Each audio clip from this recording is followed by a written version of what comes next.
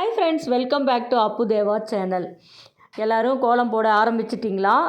நீங்கள் கோலம் போடுறப்போ அந்த கோலத்துக்கான நம்ம வரையறை இருக்குது இல்லைங்களா? கோலம் எப்போ தோன்றுச்சு, எதற்காக தோன்றுச்சு அப்படிங்கிறதெல்லாம் தெரிஞ்சுக்கணும் கொஞ்சமாவது. அதாவது அறிவியல் முறைப்படியும் ஆன்மீக முறைப்படியும் இதில் எவ்வளவு நன்மைகள்லாம் இருக்குதுன்னு நீங்கள் தெரிஞ்சுக்கணும்.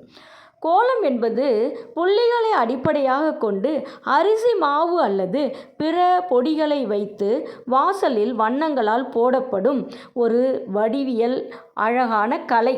அதாவது வடிவம் சார்ந்த ஒரு அழகியல் கலை அது.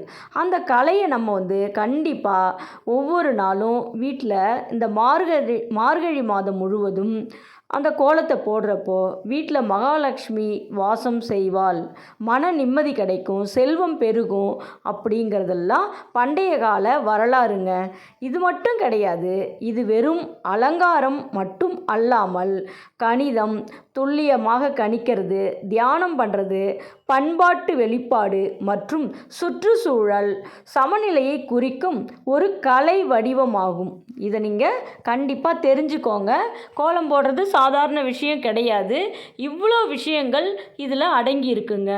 அதுதான் முக்கியமாக நம்ம பெண்கள் தெரிந்து கொள்ள வேண்டிய விஷயமாக இருக்கணும்.